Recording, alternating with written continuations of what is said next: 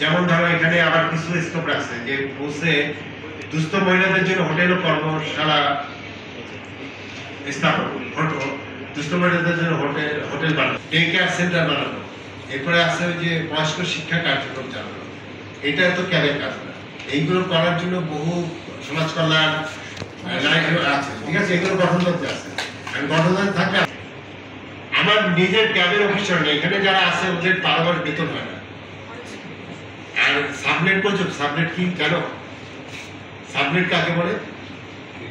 ওই যে সরকারি, আমাদের যারা ঢাকায় তো বাসা ভাড়া অনেক বেশি, সরকারি বাসায় ধরো 2টা রুম, একজন কর্মচারীরা তারা আবার একটা রুমকে আবার আরেকটা ফ্যামিলিকে ভাড়া দেয়।